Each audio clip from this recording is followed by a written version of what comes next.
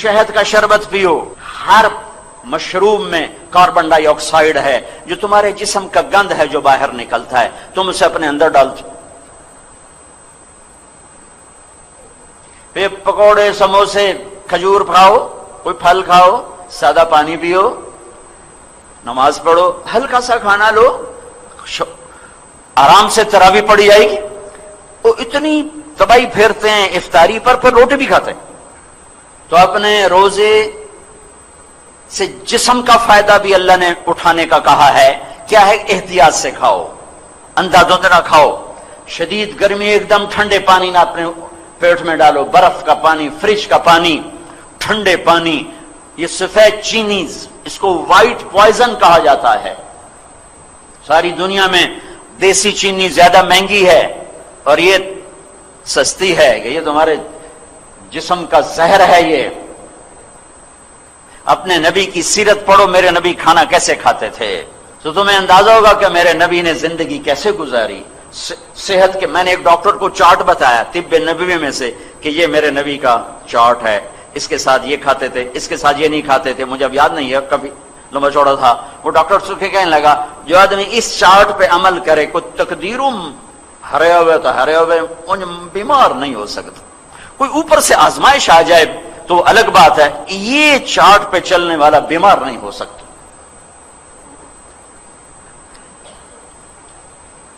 تو بھائیو، افطاری میں پڑھ پڑھ کے مغرب کی نماز یا تو پڑھتے ہی نہیں یا گھروں میں پڑھ لیتے ہیں.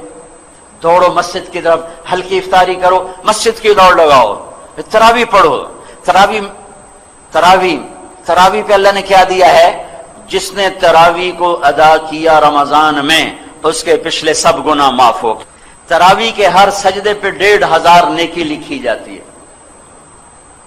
تراویح کے ہر سجدے پہ جنت میں ایک محل بنتا ہے جس کے 60,000 سونے چاندی کے دروازے ہیں. بہت بڑا طبقہ. پہلے دن مسجد بڑی بھری ہوگی. یہ عائشہ مسجد میں اب تو مجھے بہت عرصہ ہو گیا رمضان یہاں گزارے، سفر ہی سفر ہے، لیکن کئی رمضان پہلے 3 دن بڑا رش، چوتھے دن ادھی صف گئی، اگلے دن ہور گئی، اگلے دن ہور گئی، 5ویں دن وہی پرانے بندے. مسجدوں کی دوڑ لگاؤ، مسجدوں کی دوڑ لگاؤ. اللہ کے عرش پہلے آسمان پہ آ جاتا ہے اور ایک فرشتہ اعلان کا یا باغ الخیر اقبل و ابشر، ارے بھلائی کے چاہنے والے تجھے مبارک ہو، آگے بڑھ آگے بڑھ. اور دوسرا فرشتہ کہتا ہے یا باغ الشر اقصر، اے برائی کے کرنے والے اب بس کر، اب بس کر، اب بس کر. اور اللہ تعالیٰ کا اعلان ہوتا ہے کوئی بخشش چاہنے والا، ہے کوئی معافی مانگنے والا، ہے کوئی جنت کا طلبگار، ہے کوئی جو مجھ سے آ کے مانگے اور میں اس کو عطا کروں. عرش پہلے آسمان پہ رہتا ہے، 29 کی رات تک عرش پہلے آسمان پر رہتا ہے. 20 تراویح پڑھا کرو، ہر سجدے پہ 1500، 40 سجدوں پہ 60,000. سال میں ایک دفعہ ہے، تھوڑی سی ہے. اپنے دنیا کے کام تھوڑے کر لو، مختصر کر لو، تاکہ رات کے قیام کے لیے تمہارے پاس ٹائم ہو، تمہارا بشاشت ہو. بیمار ہے کوئی بات نہیں، معذور ہے کوئی بات نہیں، سفر پر ہے ٹھیک ہے چھوڑ دے، لیکن گھر پر ہے اور 8 پڑھ کے جا رہا ہے، 10 پڑھ کے جا رہا ہے، اپنا نقصان کر کے کیوں جا رہا ہے؟ پھر دوبارہ پتہ نہیں رمضان آئے گا کہ نہیں آئے گا. اللہ تعالیٰ نے رمضان کے مہینہ روزے کے لیے رکھا اور اس مہینے کا نام خود تجویز کیا، رمضان. چونکہ اللہ نے قرآن تو پڑھا جب زمین آسمان بھی نہیں بنے تھے، اور وقت بنا، ٹائم بنا، مہینے بنے جب زمین بنی. اور اللہ نے اس سے پہلے ہی قرآن کی تلاوت فرمائی، اس میں تھا شہر رمضان الذی انزل فیہ القرآن، یہ رمضان کا مہینہ جس میں قرآن اتارا. سارا آسمانی علم رمضان میں آیا ہے. ابراہیم علیہ السلام پر جو چھوٹی کتابیں آئیں یکم رمضان. موسیٰ علیہ السلام پہ تورات آئی 2 رمضان. दाऊद अलैहिस्सलाम पे जबूर आई 6 रमजान, ईसा अलैहिस्सलाम पे इंजील आई 18 या 12 रमजान, हमारे नबी पर कुरान उतरा 21 रमजान। सारा इल्म रमजान में आया है, रमजान में आया है। गज़वा बदर हुआ रमजान, फतह मक्का हुआ रमजान। रमजान का नाम रमजान क्यों रखा? रोजे और लफ्ज रमजान में मुनासबत क्या है? रमजान का मतलब है जल जाना, जल जाना।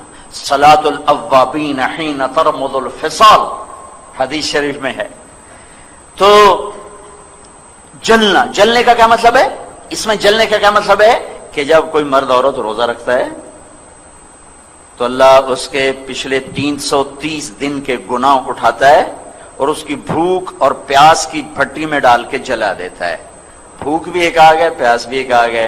फिर अगला रोजा रखता है तो भूख और प्यास की भट्टी गर्म होती है, कुछ गुनाह उसमें डाल के जला देता है। आखिरी रात पिछले 330 दिन के सारे गुनाह कागज की तरह अल्लाह जला के खत्म कर देता है और इसे यूं बाहर निकालता है जैसे आग में से सोना कुंदन बन के निकलता है और खालिस बन के निकलता है और उसके जिस्म पर एक जर्रे के बराबर गुनाह बाकी नहीं रहता, सारे गुनाहों से धो देता है। और ईद की नमाज पर अल्लाह ऐलान करता, आओ मांगो, दुनिया मांगोगे जो मुनासिब होगा वो दूंगा, आखिरत जो मांगोगे जितनी मांगोगे उतनी दूंगा, वही दूंगा जो मांगोगे वो दूंगा। रमजान जल जाना, क्या जलता है बे रमजान में? इसमें रोजे रखने वाले के गुनाह जलते हैं और आखिरी रात सारे गुनाह जल के राख बन के हवा में उड़ बिखर जाते हैं और ये ऐसे हो जाता है जैसे आज मां के पेट से निकला हो। इसलिए उलमा कहते हैं रमजान के बाद की मौत बड़ी मुबारक मौत है कि अभी गुनाहों का खाता खुला नहीं और हो गया। और जो रमजान में मरा उसका कोई हिसाब नहीं, जो जुमे की रात मरा उसका कोई हिसाब नहीं। अब ये तो अल्लाह ही नसीब करता है। तो रमजान की मौत दिन में मरे, रात में मरे, दोपहर में मरे, शाम में मरे, कब्र का हिसाब कोई नहीं। और जब एक दफा हिसाब नहीं लेगा अल्लाह तो फिर ईद के बाद थोड़ा ही खाते खोलेगा, वे ले आओ वे खाते कटोए दे। फिर इसमें एतकाफ है आखिरी अशरे में। माशाल्लाह मस्जिदें अब आबाद होती हैं, अल्लाह का शुक्र है, बहुत एतकाफ में बैठते हैं। माशाल्लाह जवान बहुत होते हैं, मसाइल सीखे बगैर बैठ जाते हैं। जब आप में से कोई भाई एतकाफ में बैठना चाहे तो पहले उलमा से उसकी शराइत पूछ ले ताकि 10 दिन की मेहनत ज़ाय ना हो जाए।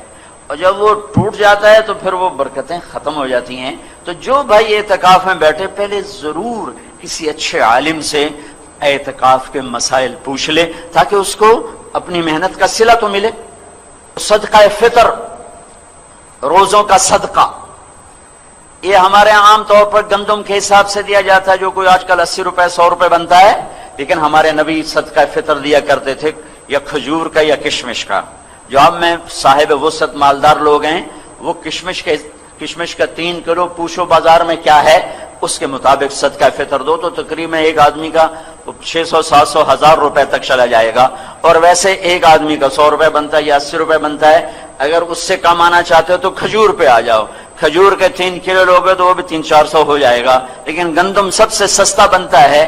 तो जो वसत रखते हैं मैं उन्हें कहूंगा अपने नबी का तरीका इख्तियार करो, किशमिश का रेट लगवाकर, अच्छी किशमिश का रेट लगवाकर या दरमियाने दर्जे की किशमिश का रेट लगवाकर उसके हिसाब से आप गरीब को जाके ये पहुंचाओ।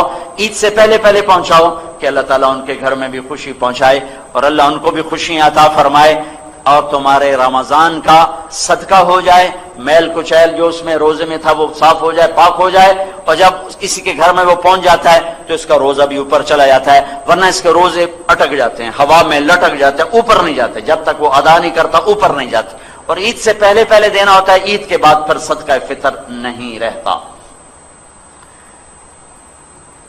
आखिरी बात ये कहना चाहता हूं भाइयों, रमजान हमदर्दी का महीना है, शहरुल मुवासात, ये हमदर्दी का महीना है। लेकिन हमारे ताजर भी कमाई के लिए छुरे हाथ में पकड़ लेते हैं और इतने रेट बढ़ा देते हैं। मैं दर्द से कह रहा हूं कि रमजान में آخرت بناؤ، کتنے پیسے بنا لو گے؟ لیکن چیزوں کے ریٹ دگنے تگنے، 5 گنا 10 گنا. یہ ظلم نہ کرو، یہ ظلم نہ کرو، یہ ظلم نہ کرو. تم تاجر، دکاندار، کپڑے والے، جوتے والے، کھانے والے، مٹھائیوں والے، پکوڑوں والے، سموسوں والے، فروٹوں والے، سارا سال کماؤ، 1 مہینہ ریٹ نیچے لے آؤ تاکہ تمہارا کھاتا آگے جمع ہو، آگے جمع ہو، آگے جمع ہو. یہ سخاوت کا مہینہ ہے،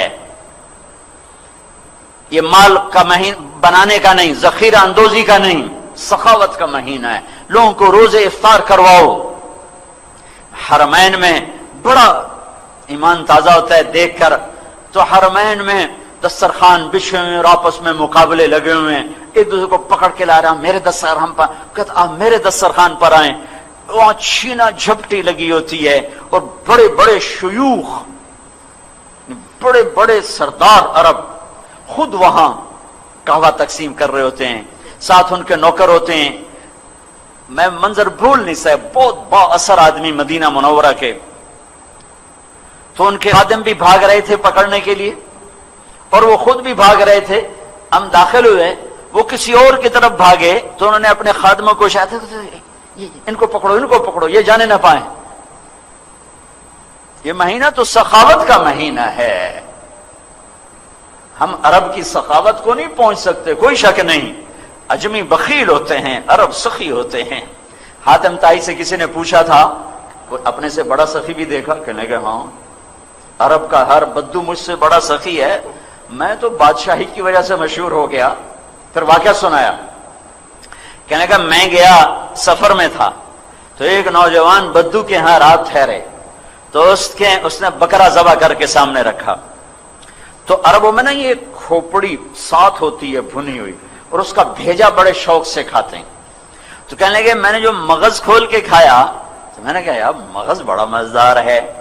تو نوجوان اٹھا اور آ کے سریاں کاٹ کاٹ کے مغز نکال کے کھلاتا رہا، پکا کے کھلاتا رہا. جب میں صبح اٹھا تو میں نے دیکھا اس نے 100 بکریاں ذبح کر کے صرف ان کی سریاں کاٹ کے بھون کے ہمیں کھلا دی تھی. اور میں نے اس سے کہا اے نوجوان تیری جائیداد کیا ہے؟ کہ یہی جو پڑی ہو جو دیکھ رہے ہو، 100 بکری. کہ یہی میری جائیداد تھی.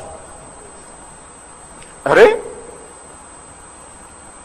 تو نے اپنے لیے کچھ بھی نہ چھوڑا؟